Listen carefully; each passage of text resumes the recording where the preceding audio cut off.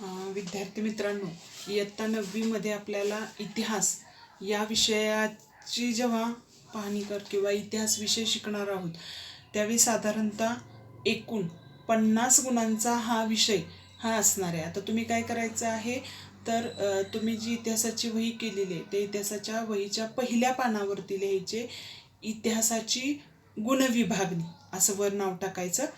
गुणविभागणी केल्यानंतर 40 अधिक 10 असं लिहायचंय. बघा, इतिहास विषयाची गुणविभागणी 40 अधिक 10. 40 मध्ये खाली लिहायचं इतिहास 28 गुण, आणि या वर्षीपासून नवीन जो आलेला विषय आहे तो म्हणजे राज्यशास्त्र, तो 12 गुणांचा लिहायचा आहे. म्हणजे 40ची विभागणी कशी झालेली आहे, 28 अधिक 12 बरोबर 40. हे लेखीचे 40 गुण झाले. त्यानंतर उरलेले 40 अधिक 10 आहेत, तर त्या 10 गुणांची विभागणी कशी, प्रथम सत्रात जे टॉपिक होतील त्या टॉपिकवर आधारित 10 गुणांची MCQs टाईप एक चाचणी होणार आहे. आणि दुसरं म्हणजे त्याचे 5 गुण, म्हणजे 10चे 5 मध्ये कन्व्हर्जन केले जाणार आहेत.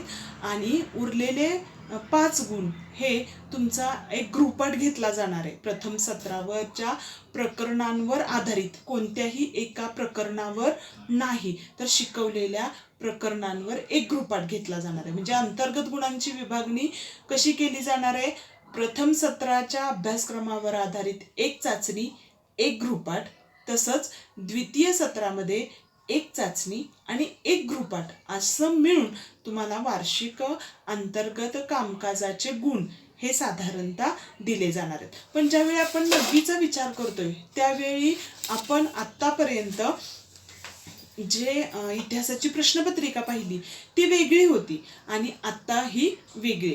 ही गुणविभागणी झाल्यानंतर दुसऱ्या पानावरती प्रश्नपत्रिकेचा आराखडा असं म्हणायचं आहे. आणि या आराखड्यामध्ये साधारणतः प्रश्न क्रमांक 1 मी जे सांगते ते तुम्ही तिथं लिहायचंय. प्रश्नपत्रिकेचा आराखडा प्रत्येकाच्या पहिल्या पानावर गुणविभागणी, दुसऱ्या पानावर प्रश्नपत्रिकेचा आराखडा असं म्हटलं गेलेलं असणार आहे. बघा, लिहा.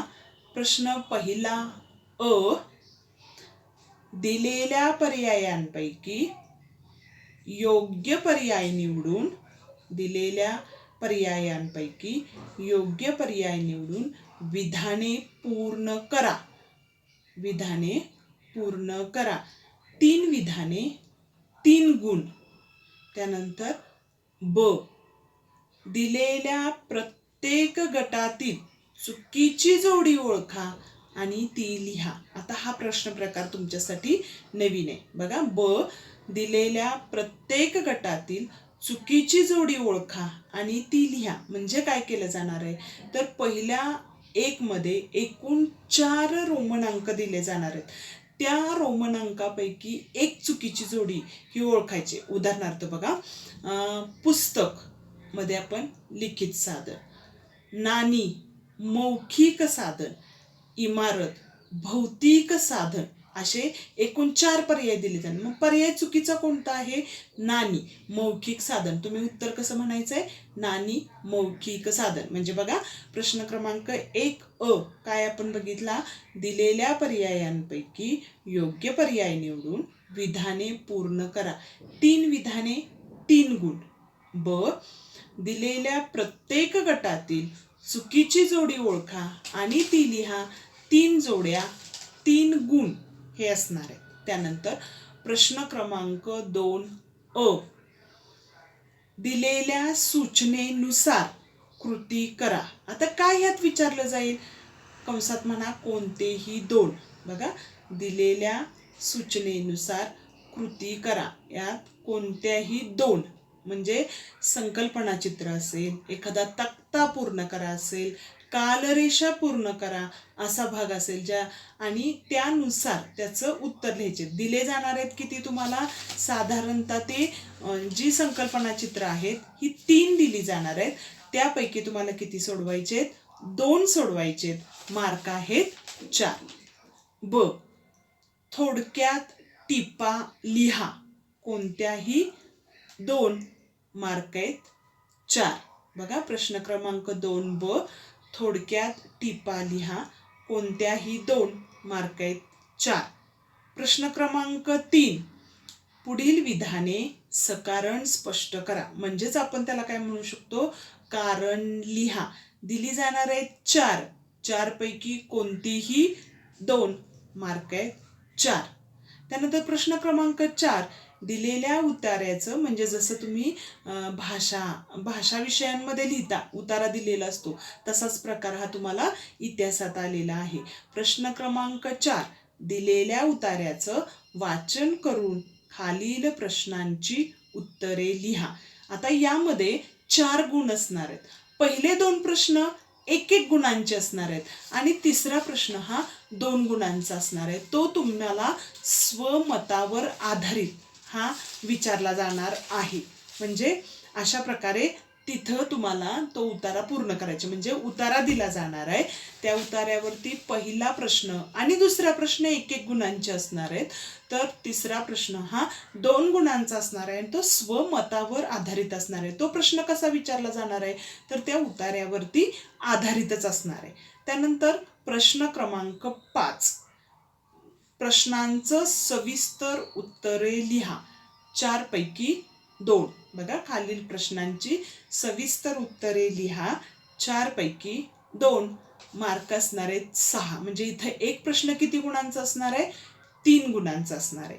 त्यानंतर प्रश्न इथं इतिहास हा पूर्णपणे संपला 28 गुणांचा.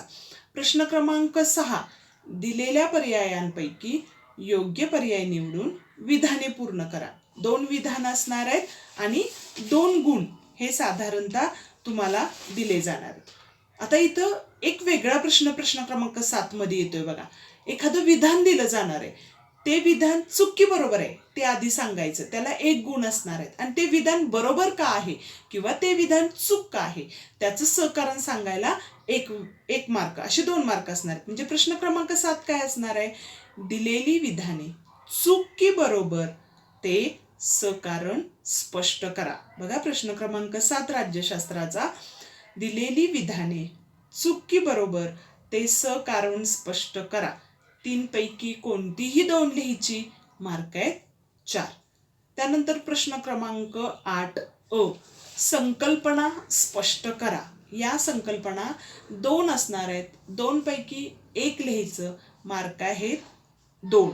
बघा प्रश्न क्रमांक 8 संकल्पना स्पष्ट करा, कोणतीही 1 मार्क आहेत 2. प्रश्न 8ब, दिलेल्या सूचनेनुसार कृती करा. 2 पैकी 1, तिथं पण कसं असणार आहे, संकल्पना चित्र असेल, एखादं टेबल असेल, एखादा उगतक्ता असेल, एखादी कालरेषा असू शकते. म्हणजेच ब, दिलेल्या सूचनेनुसार कृती करा, 2 पैकी 1 मार्क आहेत 2. आणि राज्यशास्त्राचा शेवटचा प्रश्न क्रमांक 9, दिलेल्या प्रश्नाचं थोडक्यात उत्तर लिहा, कोणतेही 1 मार्क किती असणार आहेत, 2. अशा प्रकारे आपली ही जी प्रश्नपत्रिका आहे, ही प्रश्नपत्रिका 40 गुणांची असून 28 अधिक 12, 28 इतिहास, 12 राज्यशास्त्र, अशा 40 मार्कांची ही प्रश्नपत्रिका असणार आहेत. याविषयी जर काही शंका असेल तर तुम्ही ती मला पर्सनलला विचारू शकता. मात्र जे दिलेली माहिती आहे, ही दिलेली माहिती तुमच्या वहीमध्ये गुणविभागणी आणि प्रश्नपत्रिकेचा असणारा आराखडा हा पहिल्या पानावरती असणं हे आवश्यक आहे. तर आज आपण बघणार आहोत पहिला टॉपिक, इतिहासाची साधनं. साधारणतः 6वी, 7वी आणि 8वी या तिन्ही इयत्तांमध्ये आपल्याला पहिलं प्रकरण हे इतिहासाची साधनं हेच असलेलं आपल्याला दिसून येतं. मग आतापर्यंत आपण प्राचीन, मध्ययुगीन आणि आधुनिक भारताचा इतिहास हा विचारात घेतला. म्हणजे साधारणतः 6वीला बघा आपण प्राचीन बघितला, 7वीला कोणता बघितला, मध्ययुगीन बघितला आणि 8वीला आपण कोणता बघितला, आधुनिक बघितला. म्हणजे तिन्ही कालखंडाचा विचार हा आपण इतिहासाचा केलेला आहे. मात्र देशाला स्वातंत्र्य मिळाल्यानंतर आधुनिक काळामध्ये देशाविषयी कोणते बदल झाले किंवा देशात कोणकोणते बदल हे घडून आले, याविषयीचा सविस्तर अभ्यास हा आपल्याला या 9वीच्या इतिहासात करणं हे आवश्यक आहे. आणि त्यासाठी लिखित साधनं, भौतिक साधनं, मौखिक साधनं आणि चौथा प्रकार म्हणजे दृकश्राव्य साधनं यांच्या मार्फत राज्यस्तरीय, प्रादेशिक, राष्ट्रीय आणि आंतरराष्ट्रीय पातळीवरील जी साधनं आहेत या साधनांची माहिती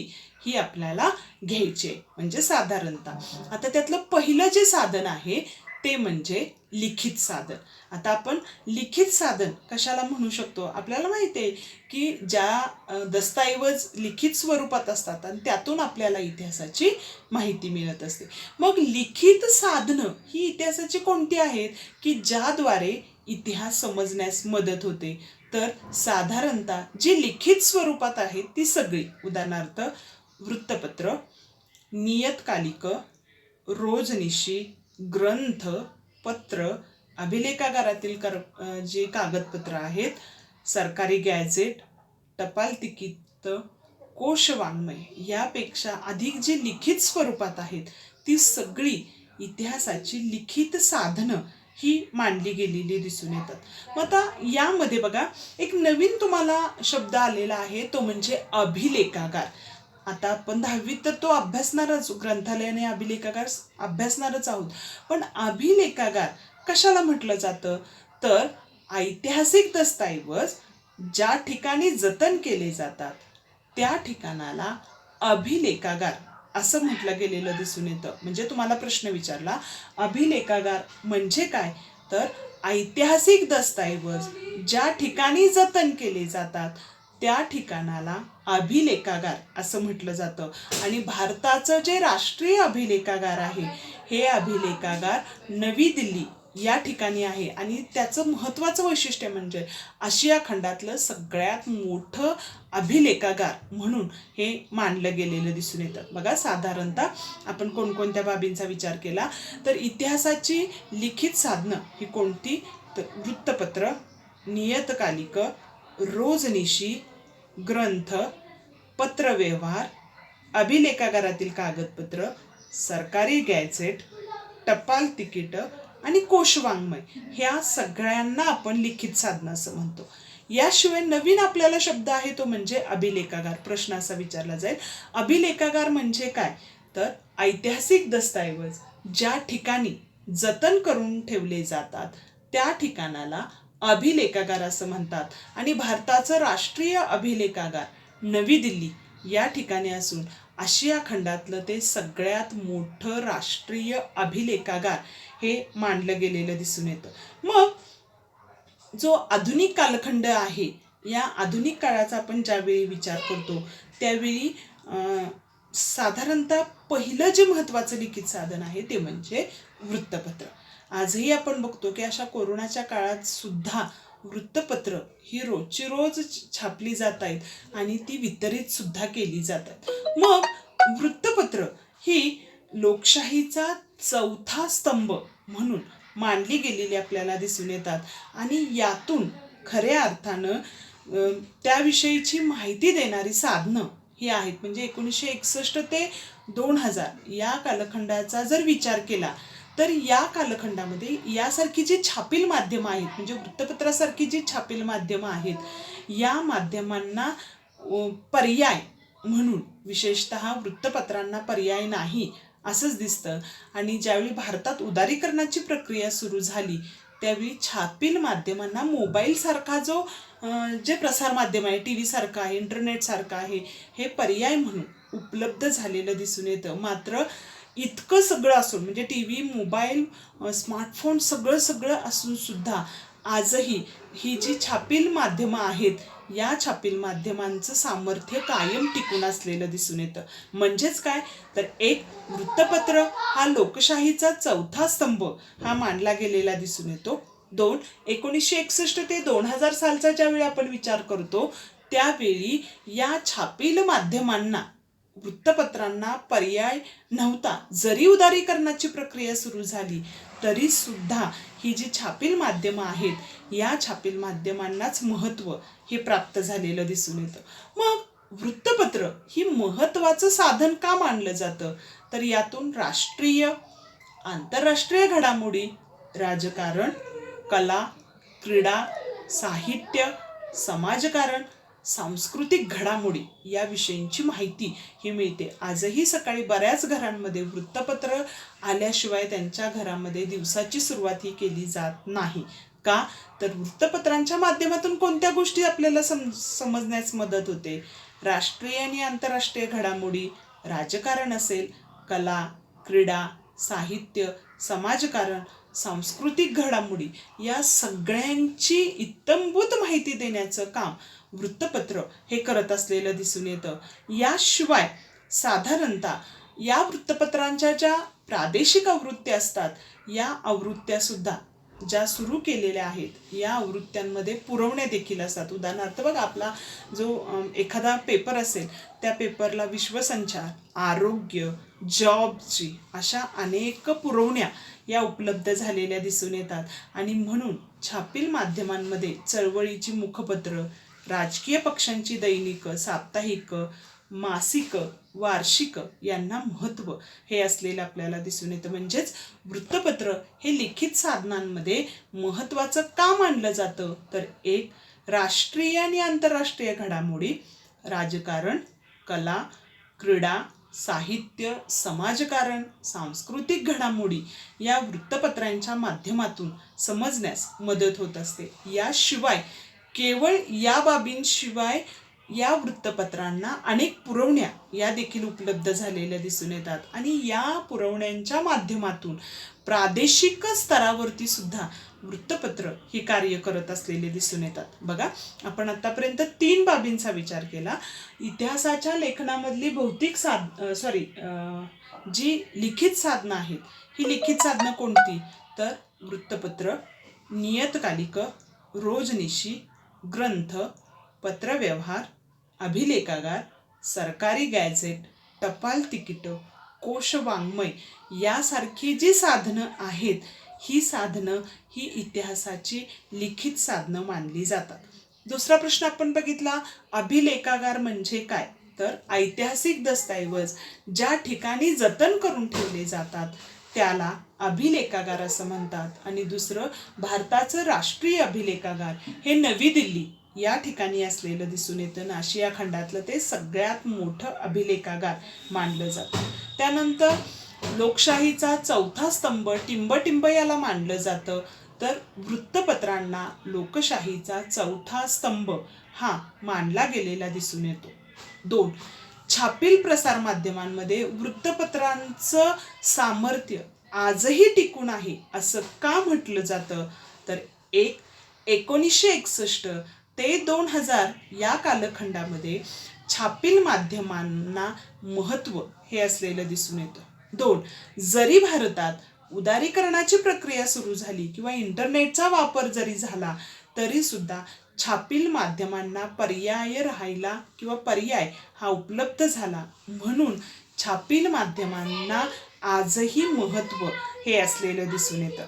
मग पुढचा, वृत्तपत्रांना आजही किंवा वृत्तपत्र ही महत्त्वाची का मानली जातात? तर 1, वृत्तपत्रातून राष्ट्रीय, आंतरराष्ट्रीय घडामोडी, राजकारण, कला, क्रीडा, साहित्य, समाजकारण, सांस्कृतिक घडामोडी या विषयींची माहिती ही मिळत असते. याशिवाय राष्ट्रीय पातळीवर काम करणाऱ्या वृत्तपत्रांनी ज्या प्रादेशिक आवृत्त्या सुरू केलेल्या आहेत, म्हणजे उदाहरणार्थ बघा, सकाळ पेपर सातारा जिल्ह्यासाठी वेगळा आहे, सांगली जिल्ह्यासाठी वेगळा आहे, पुणे जिल्ह्यासाठी वेगळा आहे. म्हणजे त्यांनी ज्या पुरवण्या सुरू केलेल्या आहेत, या पुरवण्यांच्या माध्यमातून खऱ्या अर्थानं काय होत असतं? तर माहिती ही उपलब्ध होत असते. आणि म्हणून वृत्तपत्र ही छापील माध्यमांमध्ये महत्त्वाची मानली जातात. आणि म्हणून साधारणतः PTI यासारखं जे साधन आहे, हे साधन सुद्धा इतिहासाचं एक लिखित साधन म्हणून मानलं गेलेलं दिसून येतं. बघा, आत्ताच्या ह्याच्यात आपण काय बघितलं? सुरुवातीला पहिल्या पेजवर काय असली पाहिजे? गुणविभागणी. दुसऱ्या पेजवरती काय असलं पाहिजे? इतिहासाच्या प्रश्नपत्रिकेचा आराखडा हा असणं गरजेचं आहे. आणि त्यानंतर इतिहासाची साधनं असं टॉपिकचं नाव लिहून पहिला प्रश्न काय असणार आहे बघा, आत्ताच सांगते, तो लगेचच लिहून घ्यायचा. 1, इतिहासाची लिखित साधने कोणती? बघा पहिला प्रश्न, इतिहासाची लिखित साधने कोणती? 2, अभिलेखागार म्हणजे काय? 2 मुद्द्यांमध्ये त्याचं उत्तर द्यायचंय. काय सांगितलंय तर ऐतिहासिक दस्तऐवज ज्या ठिकाणी जतन करून ठेवले जातात त्याला अभिलेखागार असं म्हटलं जातं. आणि 2, भारताचं राष्ट्रीय अभिलेखागार नवी दिल्ली या ठिकाणी आहे. पहिला प्रश्न लिहिला का बघा, इतिहासाची लिखित साधने कोणती? दुसरा प्रश्न, अभिलेखागार म्हणजे काय? त्यानंतर तिसरा प्रश्न, आधुनिक कालखंडात टिंबटिंब हा लोकशाहीचा चौथा स्तंभ मानला जातो. त्यानंतर पुढचा प्रश्न, छापील प्रसारमाध्यमांचे सामर्थ्य आजही कायम आहे. कारण विचारलं जाईल. बघा, छापील प्रसारमाध्यमांचे सामर्थ्य आजही कायम आहे. त्यानंतर पुढचा प्रश्न, वृत्तपत्र का महत्त्वाची आहेत? वृत्तपत्र का महत्त्वाची आहेत? हे सगळे प्रश्न हे आपले असले पाहिजेत किंवा लिहिले पाहिजेत, हे सगळे प्रश्नांची उत्तर. ठीक आहे, उरलेला भाग आपण पुढच्या तासाला